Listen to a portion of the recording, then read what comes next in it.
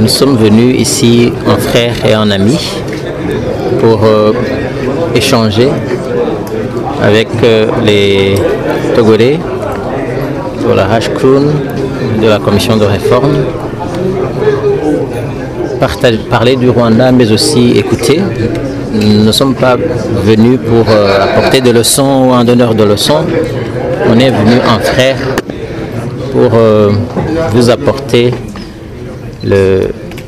l'ère du Rwanda, l'ère d'amitié, de fraternité, de solidarité africaine, mais aussi pour respirer le bon air du Togo dans cet esprit de relations intra-africaines, de partenariat, d'échange sur les expériences communes.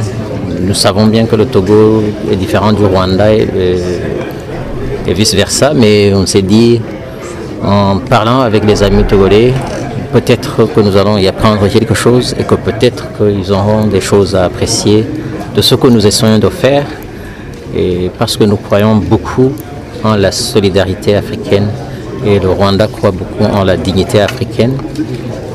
Même si nous sommes pauvres, nous pensons qu'en travaillant ensemble, on peut aller beaucoup plus vite de l'avant. Et c'est ce sentiment réciproque de dignité, de fraternité, d'amitié qui nous a animés. Vous savez qu'il y a quelques mois, le Hashkroun était venu au Rwanda pour encore une fois voir ce qui se faisait au Rwanda en matière de réconciliation mais aussi de gouvernance. Nous avions parlé à ce moment-là et nous sommes venus animés du même sentiment de continuer les discussions, de continuer à faire les échanges.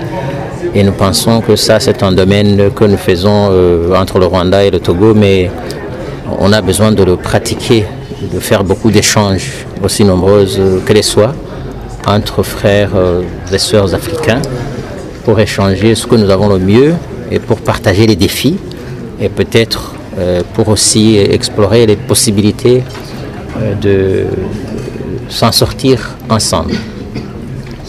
Excellence, comment le Rwanda est-il parvenu au processus de réconciliation?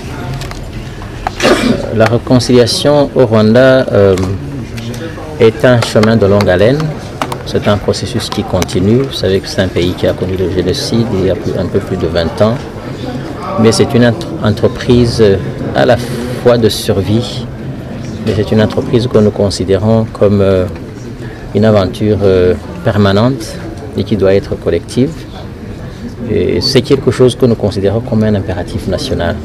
Si on n'a pas d'unité, si on n'a pas de réconciliation au Rwanda, on pensait qu'il serait impensable et impossible d'affronter d'autres défis de nature politique et socio-économique. Et donc pour nous, la réconciliation unitaire, la réconciliation, c'est le cœur du bon départ.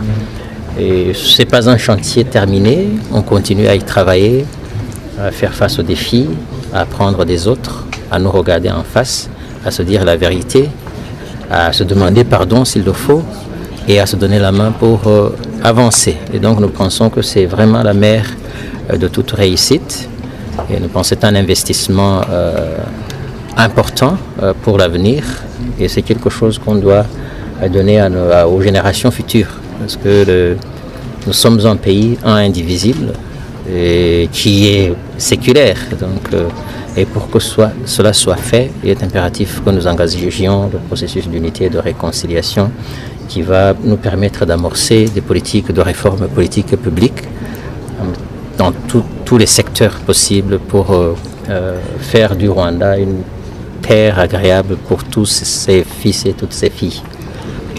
Merci beaucoup.